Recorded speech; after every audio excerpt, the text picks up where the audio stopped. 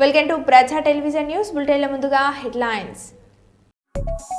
పాకిస్తాన్లోని ఉగ్ర స్థావరాలపై భారత్ మెరుపు దాడులు.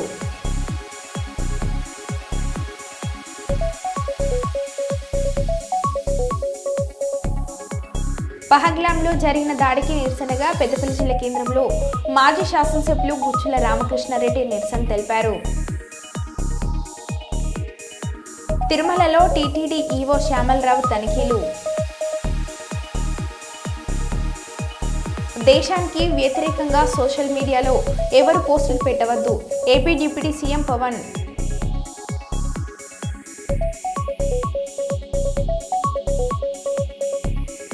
పాకిస్తాన్లో ధ్వంసం చేసిన ఉగ్రస్థావరాల ఫోటోలను విడుదల చేసిన ఇండియన్ ఆర్మీ.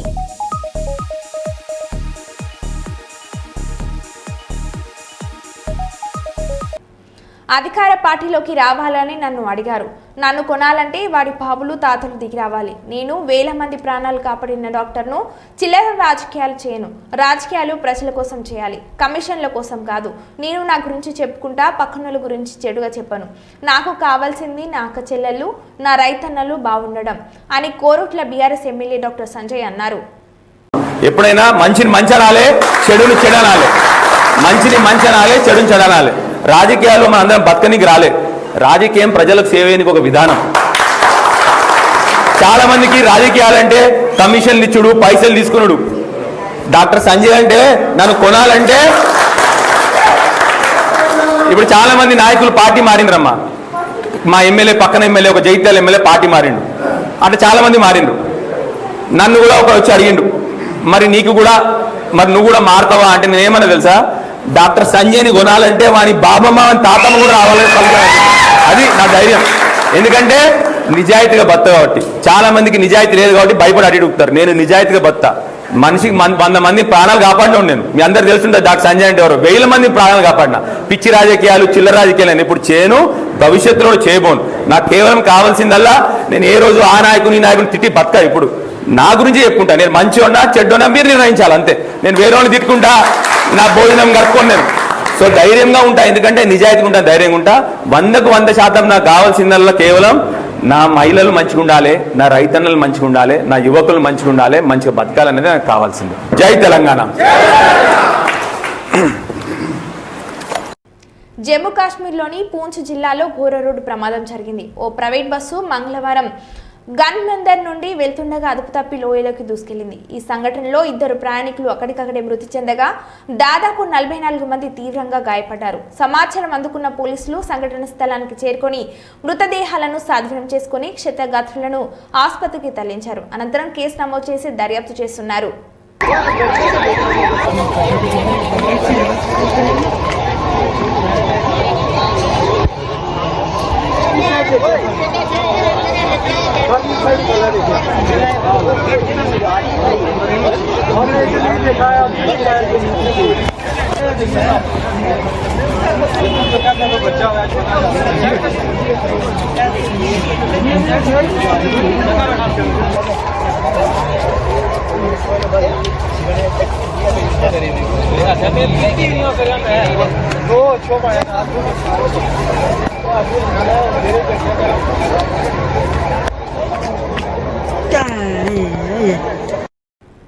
నేను ఇంటికి తిరిగి రావడానికి సహాయపడిన కేటీఆర్కు, జాన్సన్స్ నాయక్కు ధన్యవాదాలు. డబ్బులు లేవు, తిరిగి ఇంటికి వస్తానని అనుకోలేదు. 6 సంవత్సరాల క్రింద పనికి కోసం పోయా, అక్కడ మోసపోయి కరోనా వల్ల చిక్కుపడిపోయా అని రెడ్డి నాయక్ అన్నారు. 3 రోజులు అవుతుంది నాకు. శనివారం రోజు తెలిసింది నాకు, అంతే. శనివారం రోజు తెలిసే గిట్ల ఆరుమూరులో గిట్లా యాక్సిడెంట్ అయింది గిట్లా అని చెప్పినారు, అంతే. తర్వాత నేను వచ్చి ఫోన్ చేసిన, ఇంటికి ఫోన్ చేస్తే తర్వాత చెప్పిండు గిట్ల సంగతి, మరి జాన్సన్ నాయక్ సార్ గిట్లా చెప్తుండ్రు, కేటీఆర్ సార్ గిట్లా చెప్తున్నారు అంటే, సరే మరి డబ్బులు పంపిర్రి, 1,20,000 రూపాయలు పంపించారు.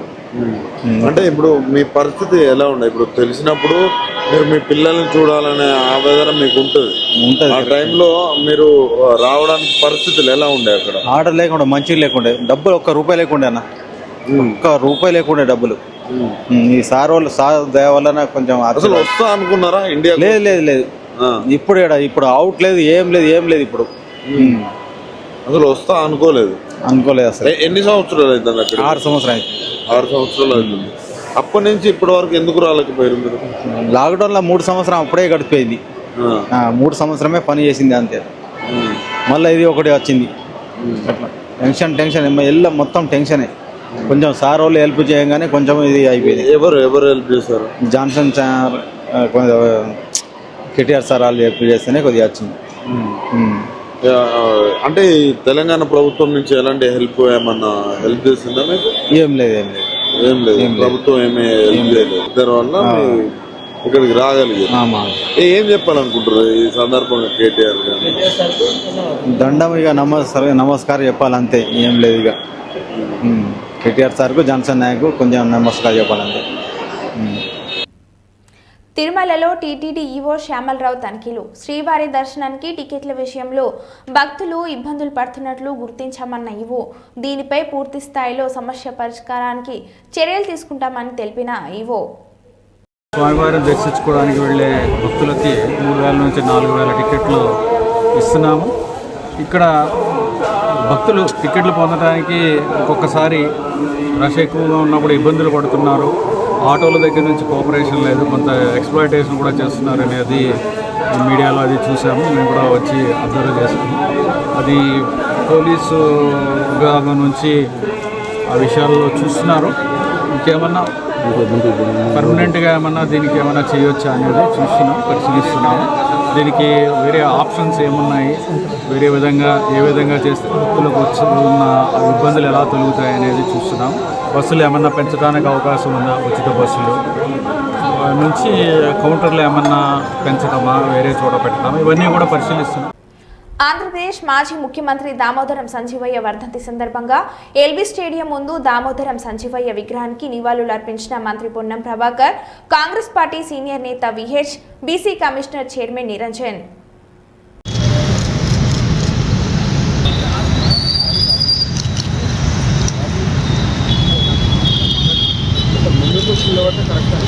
जोहार दामोदर संजीवయ్య, जोहार दामोदर संजीवయ్య, जोहार दामोदर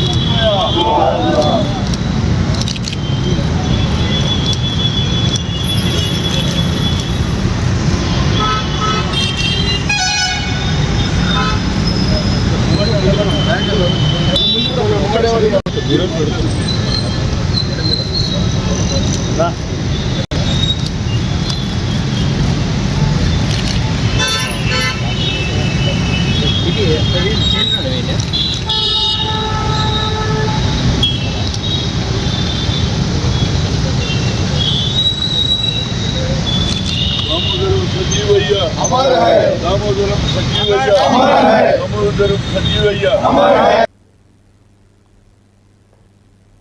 ముగిసిన భద్రతా వ్యవహారాల కేబినెట్ కమిటీ భేటీ, ప్రధాని మోడీ నివాసంలో జరిగిన సమావేశం, సుమారు గంట పాటు కొనసాగిన సిసిఎస్ సమావేశం, ఆపరేషన్ సింధూర్పై ప్రధానికి వివరించిన అమిత్ షా, రాజ్నాథ్ సింగ్, ఆపరేషన్ సింధూర్ అనంతర పరిణామాలపై చర్చ.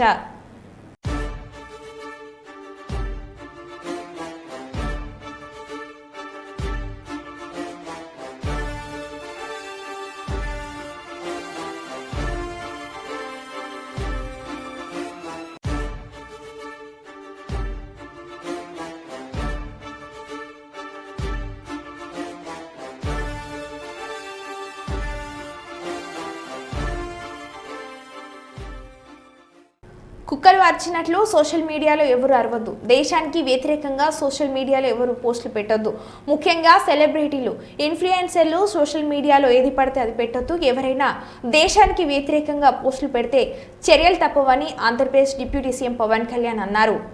Anti-national rhetoric happens on social media. Make sure you give a counter attack, make sure they'll be brought to justice, make sure you'll be conveyed to the relevant cybercrime departments, and also please make sure we'll file cases on them, and also have conveyed to our DGP also today morning, anybody from the state of Andhra Pradesh, anyone who goes anti-national and who goes against this war will be booked under very severe cases, and they have to be reminded they belong. Any kind of attack on a nation from outside or within nation will be taken quite seriously. they have to take this into consideration, and they have to, especially celebrities, especially who think they're social media influencers, don't comment about army. You don't know the ABC of the how to safeguard the borders of this nation. You never know. So, as the dogs are barking right now, simply don't bark on social media anything about entire nation. Please don't bark on social media without having any understanding about national security. So this is what I appeal to all the social media influencers. Stern action will be taken in against you. Please, this is what our request to you all. And also, సింగరేణిలో ప్రధానమైన సమస్య మారుపేర్లు మరియు vigilance pending కేసుల సమస్య. అనేక సంవత్సరాల నుండి మారుపేర్లు పరిష్కారం కొరకే ప్రభుత్వానికి మరియు సింగరేణి యాజమాన్యానికి పలుమార్లు వినతి పత్రాలు ఇచ్చినా చేతులు దులుపుకుంటూ ఇప్పుడు అప్పుడు అని కాలయాపన మాత్రమే చేస్తున్నారు. ఈ కాలపరిమితి వలన ఇప్పటికే 2 ప్రాణాలు పోయాయి. ఇంకెన్ని హత్యలు చేద్దామని సిద్ధమవుతున్నారు సింగరేణి యాజమాన్యం.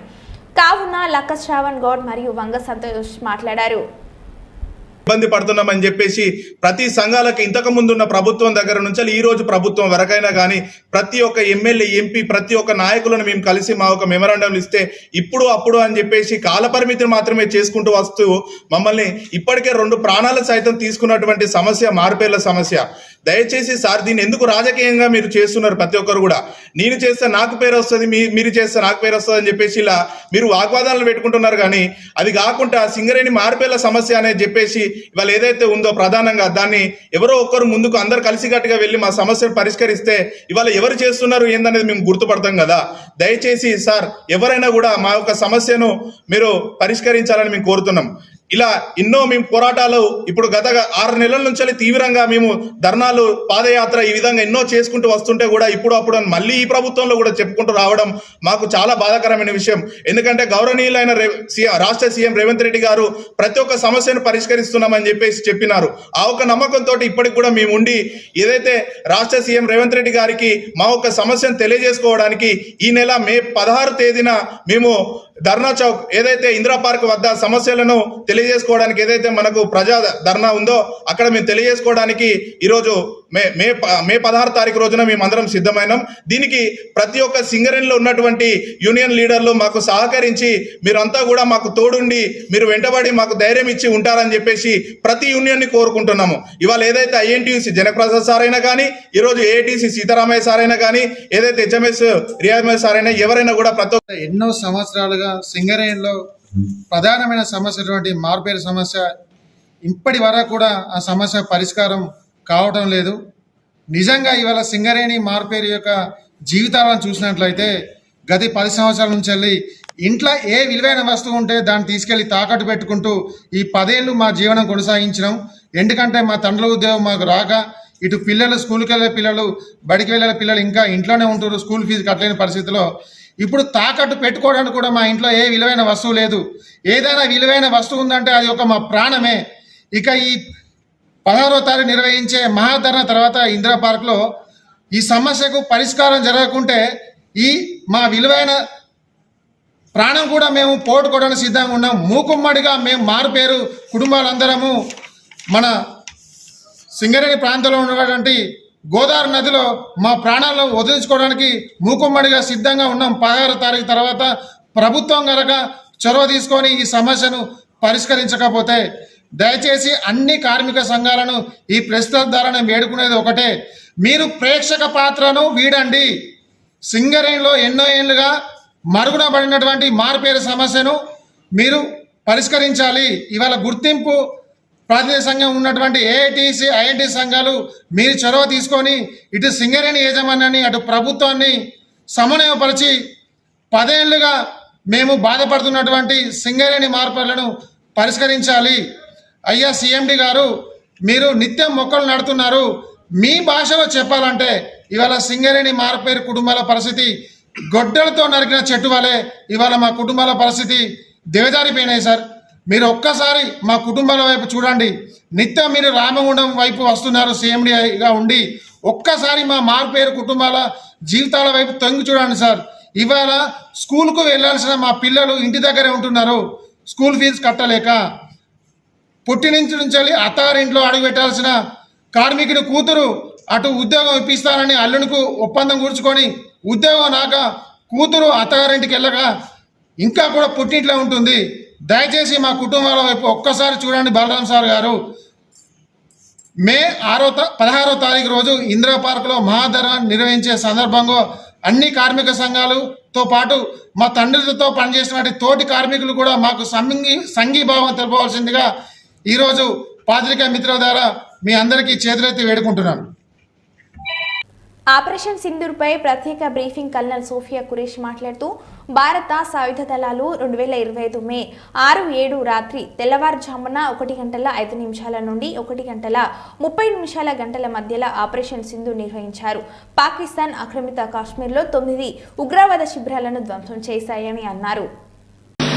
सुप्रभात देवियों और सज्जनों, मैं कर्नल सोफिया कुरैशी और मेरे साथ विंग कमांडर व्योमिका सिंह आज आपको 6 से 7 मई 2025 की रात 1:05 से 1:30 बजे के बीच भारतीय सशस्त्र बलों द्वारा अंजाम दिए गए ऑपरेशन सिंदूर के बारे में जानकारी देंगे। ऑपरेशन सिंदूर 22 अप्रैल को पहलगाम में हुए विभत्स आतंकवादी हमले के शिकार मासूम नागरिकों व उनके परिवारों को न्याय देने के लिए लॉन्च किया गया था। इस कार्रवाई में 9 टेररिस्ट कैंप्स को टारगेट किया गया और पूरी तरह से इसे बर्बाद किया गया। पाकिस्तान में पिछले 3 दशकों से टेरर इंफ्रास्ट्रक्चर का निर्माण हो रहा है। इसमें recruitment, indoctrination centres, training areas व लॉन्च पैड शामिल थे जो पाकिस्तान और पाक अधिकृत जम्मू कश्मीर POJK दोनों में फैले हैं। Operation Sindoor was launched by Indian Armed Forces to deliver justice to the victims of Pahalgam terror attack and their families. 9 terrorist camps were targeted and successfully destroyed. Over the last 3 decades, Pakistan has systematically built terror infrastructure. It is a complex web of recruitment and indoctrination centers, training areas for initial and refresher courses, and launch pads for handlers. These camps are located both in Pakistan as well as Pakistan occupied Jammu and Kashmir areas. Some of the well-known training camps are located, as you can see on the screen. They are distributed from Savai Nala in the north, counting to approximately 21, ending at Bhagalpur to the south.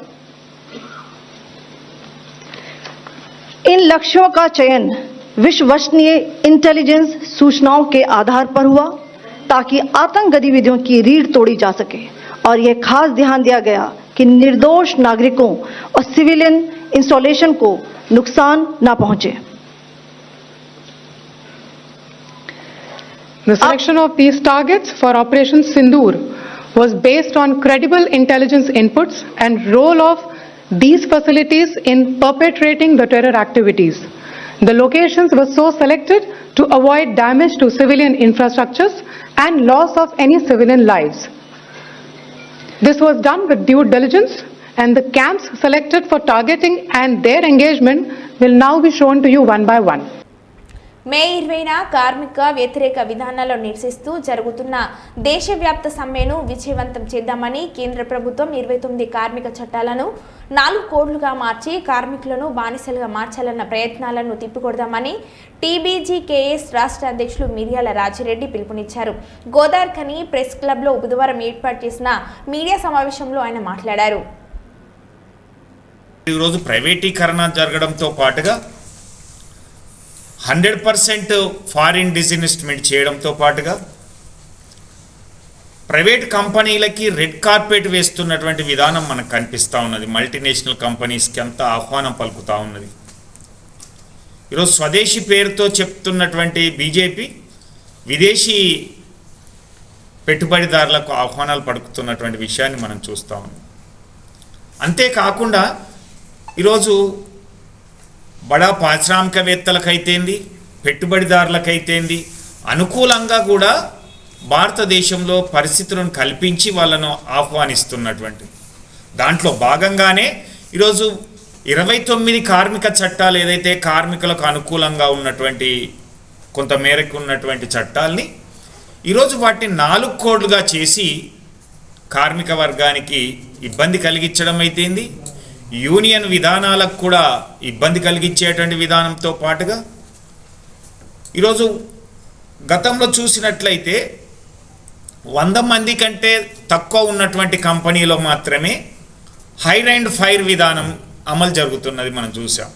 అంటే కార్మికుల్ని తొలగించడం కానీ కార్మికుల్ని appoint చేసుకోవడం కానీ తక్కువ 100 మంది కంటే తక్కువ ఉన్నటువంటి కంపెనీల్లో చేసేటువంటి విధానాన్ని ఈరోజు 300 మంది ఉన్నా సరే ఆ కంపెనీ యజమానికి ఎప్పుడైనా కార్మికుల్ని తొలగించుకునేటువంటి అవకాశాన్ని కల్పిస్తున్నటువంటి చట్టాలు అయితేంది, యూనియన్ నాయకులకు కూడా పనిచేసేటువంటి కార్మికుడే పనిచేసేటువంటి వర్కరే ఆ యూనియన్లో నాయకత్వం వహించాలి అనేటువంటిది అయితేంది, యూనియన్ ఫామ్ చేయాలన్నా యూనియన్కి సంబంధించిన కార్యక్రమాలు జరిపేటువంటి విధానాలపైన కూడా అనేక నిబంధనలు విధిస్తున్నటువంటి ఈ 4 కోడ్లని రద్దు చేయాలి అనేటువంటి ప్రధానమైనటువంటి డిమాండ్తో ఈరోజు దేశవ్యాప్త సమ్మె జరుగుతున్నది. దీన్ని మనం విజయవంతం చేసుకోవాల్సినటువంటి అవసరం ఉంటుంది. లేదంటే కార్మికునికి భద్రత అనేటువంటిది, ఉద్యోగ భద్రత అనేటువంటిది లేకుండా పోతుంది అనేటువంటిది.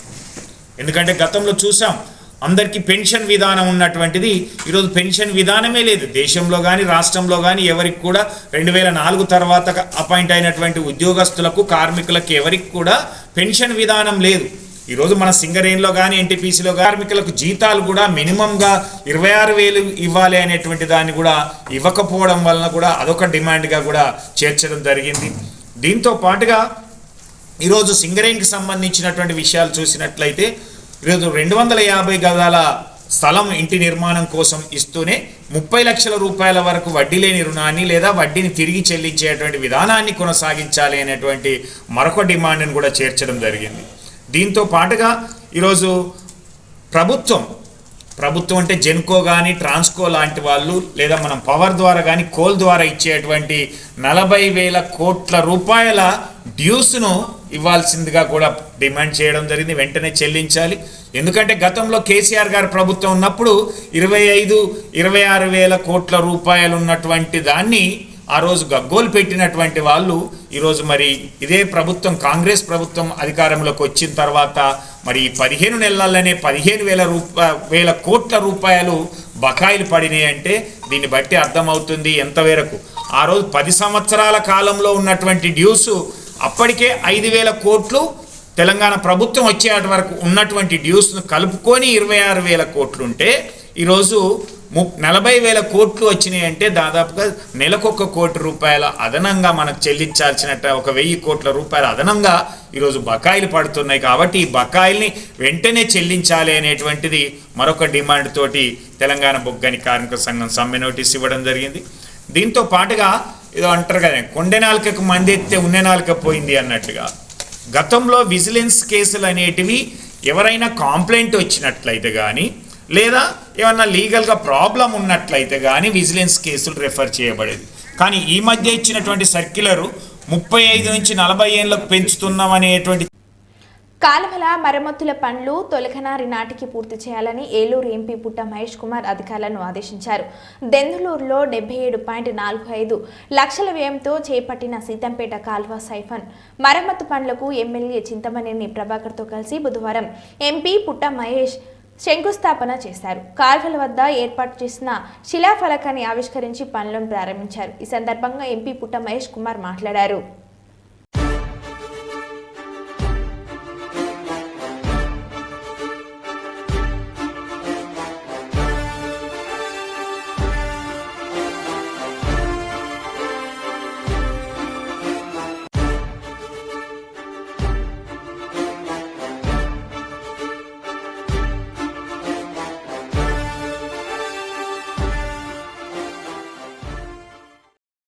చూస్తే ఎక్కడికి పోయినా కూడా దిందలూరులో ఎక్కడికి పోయినా కూడా అభివృద్ధి కార్యక్రమాలు ముందు ఉంటున్నాయి. నేను మొన్న కూడా రోడ్లు ఓపెనింగ్ అప్పుడు కూడా చెప్పాను, వేరే కాన్స్టిట్యున్సీలతో పోల్చుకుంటే మన దిందలూరులో అభివృద్ధి కార్యక్రమాలు చాలా బాగా జరుగుతున్నాయి.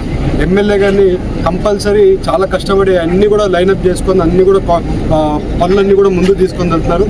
అలాగే ఇవాళ దిందలూరు ప్రజలందరూ కూడా ఎక్కడికి పోయినా కూడా చాలా సంతోషంగా ఉన్నారు.